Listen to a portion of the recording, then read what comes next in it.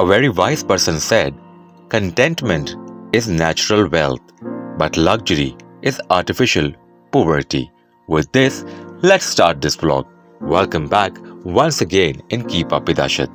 आज के इस व्लॉग में आपको लेके चलूंगा दुबई के one of the best malls में से एक, मॉल ऑफ द एमिरेट्स में।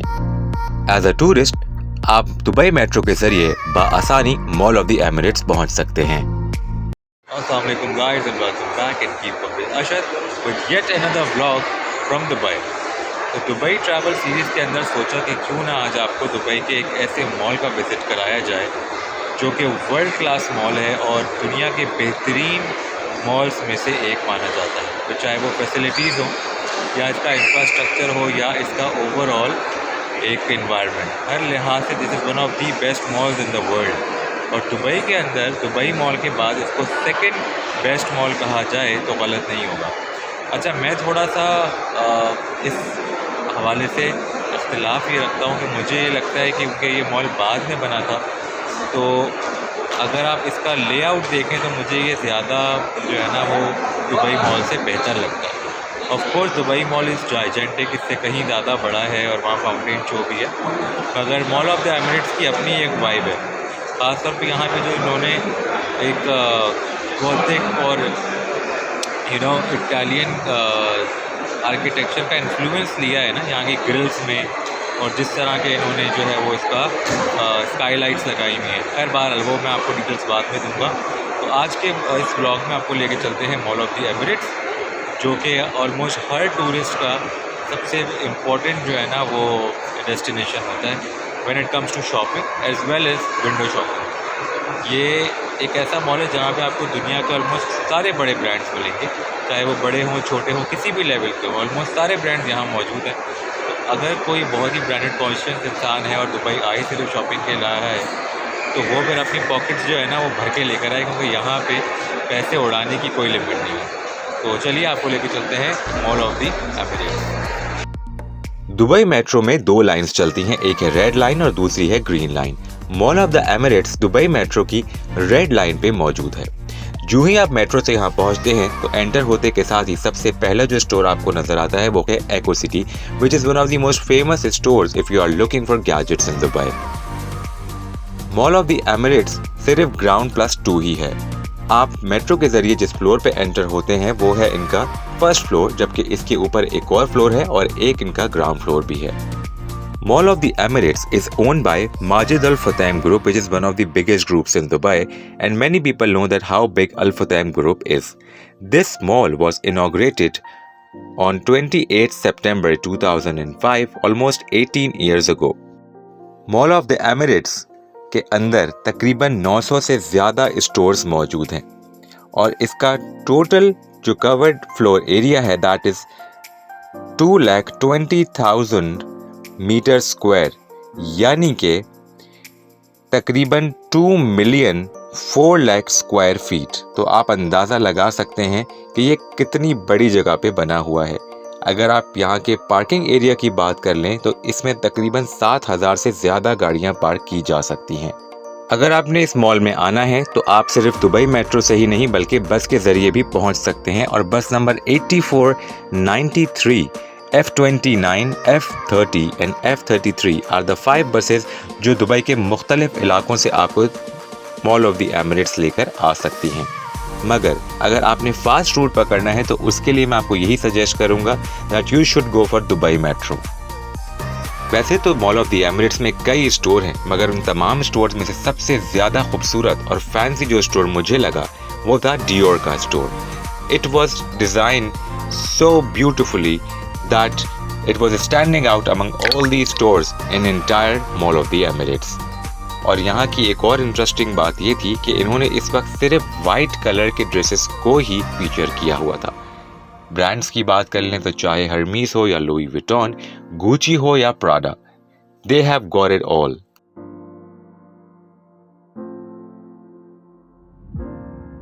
मॉल ऑफ द एमिरेट्स के अंदर शायद ही कोई लग्जरी हाई एंड ब्रांड ऐसा हो जो यहाँ मौजूद ना हो, और इन तमाम ब्रांड्स के दरमियान एक कंपटीशन हर वक्त रहता है कि कौन सा ब्रांड दूसरे के मुकाबले में ज़्यादा खूबसूरत और यूनिक स्टोर तैयार करें। टिफनी एंड कंपनी में बना हुआ ये ज्वेलरी का shelf was unique of its kind.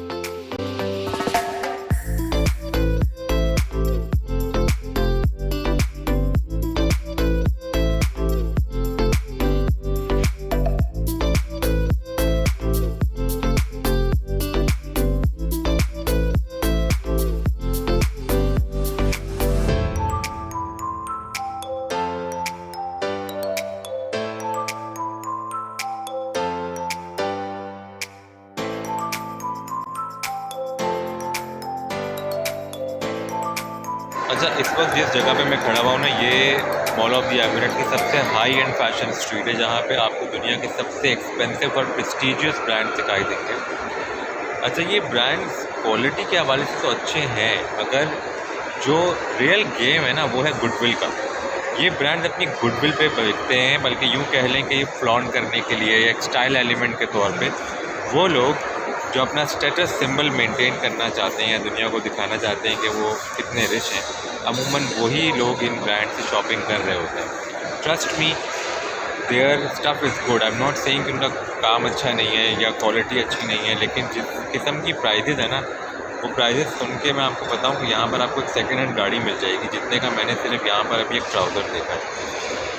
तो इन जगहों पे विंडो शॉप करने का भी कोई फ़ायदा नहीं, क्योंकि आप विंडो शॉप कर कर आएंगे तो आप सिर्फ हंस रहे होंगे कि मतलब prices are insane. But again I have seen a lot of people जो लिटरली इतने ज़्यादा क्रेज़ी होते हैं इन ब्रांड्स के लिए कि वो पूरे साल सेविंग्स करते हैं सिर्फ एक बैग खरीदने के लिए। सो मैं कहता हूँ अगर ब्रांड हो तो फिर ऐसा हो, ऐसी गुडविल हो कि लोग जो है ना वो कुछ भी करने के लिए तैयार हों सिर्फ उस ब्रांड के गुड्स खरीदने के लिए।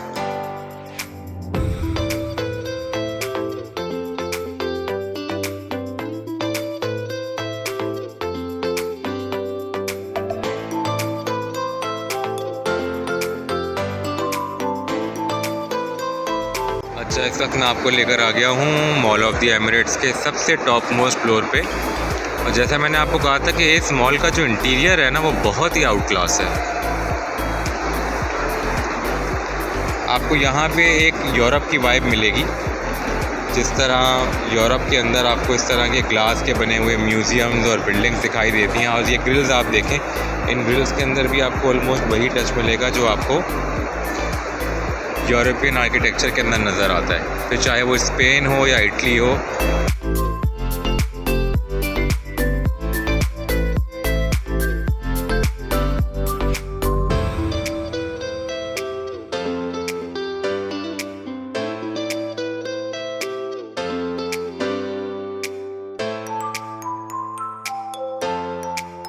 मॉल ऑफ द एमिरेट्स की सबसे हाई एंड फैशन स्ट्रीट के बाद आपको लेके चलते हैं एप्पल स्टोर की जानिब।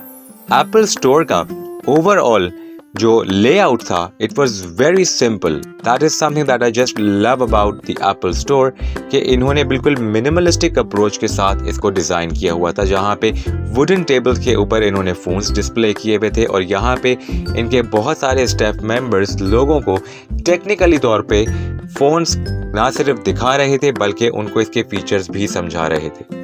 ऑफ कोर्स, जब इतना बड़ा ब्रांड हो तो इस किस्म की कस्टमर सर्विस आप बिल्कुल एक्सपेक्ट कर सकते हैं।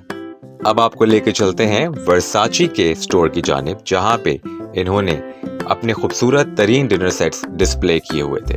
तो वो ख़वातीन जो बर्तनों की शौकीन हैं वो अंदाज़ा कर सकती हैं कि वर्साची के डिनर सेट्स किस लेवल के होते हैं। Their prints are globally famous and they play around with black, golden, champagne and white color only.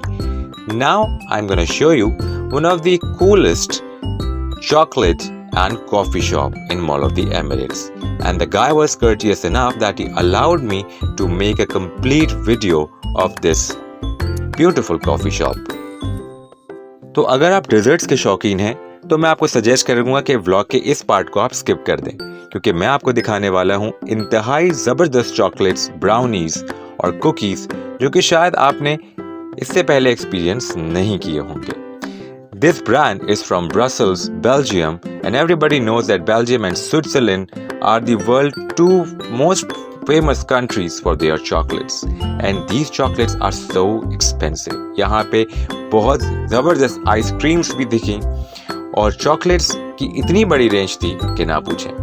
Test अपनी जगह मगर इन चॉकलेट्स की पैकेजिंग भी बहुत ही नेक्स्ट लेवल थी।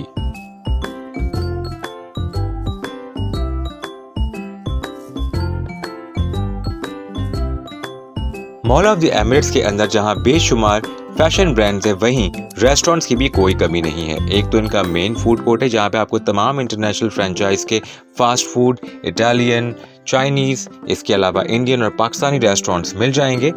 जबकि इन्होंने एक बहुत बड़ा एरिया स्पेसिफिकली जो है वो एलोकेट किया हुआ है थीम बेस्ड रेस्टोरेंट्स को, जहां पे आपको यहाँ के बहुत बड़े बड़े फेमस फाइन डाइन रेस्टोरेंट्स मिलेंगे। मॉल ऑफ द एमिरेट्स के इन तमाम रेस्टोरेंट्स में जो रेस्टोरेंट मुझे सबसे ज़्यादा यूनिक लगा वो था थिएटर कैफ़े। तो चलिए आपको लेके चलते हैं थिएटर कैफ़े और देते हैं इसका एक क्विक छोटा सा टूर।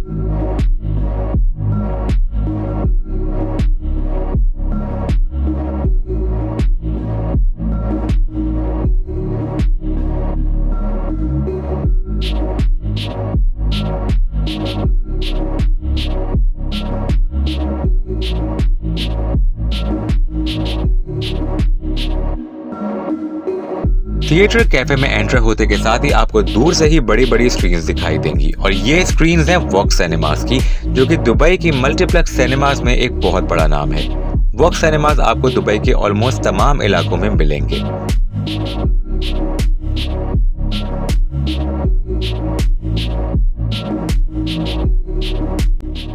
जिस तरह हर इंसान की कोई ना कोई कमजोरी होती है, वैसे ही मेरी भी चंद कमजोरियों में से एक कमजोरी है जेलीज। बचपन से ही मुझे चॉकलेट्स और कैंडीज से ज़्यादा जो चीज़ पसंद है वो है ये ज़बरदस्त जेलीज। और यहाँ पे जेलीज की इतनी वाइड रेंज थी कि शायद शेल्फ में देखते देखते ही आप कंफ्यूज हो जाएं कि कौन सी खाएं और कौन सी नहीं। And they are super expensive.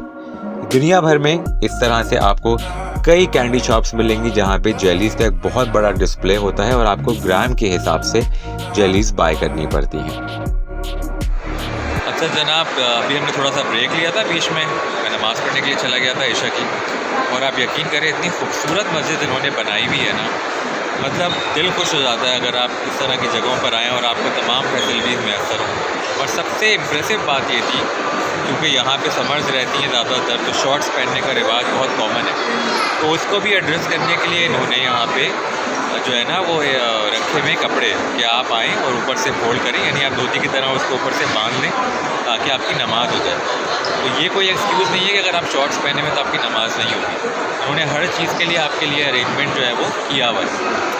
अच्छा जी, अब जिस जगह पर मैं हूँ यहाँ पर दुबई स्की है जो मैं आपको अभी दिखाने लगा हूँ, और इसके अलावा it's all surrounded with coffee shops, restaurants. तो यहाँ पे जगह जगह पे ना आपको कई सारे रेस्टोरेंट्स मिलेंगे। तो this is also one of the food courts जहाँ पे कोस्टा कॉफ़ी है, इसके अलावा और भी काफ़ी सारे इंटरनेशनल फ्रेंचाइजीज़ हैं।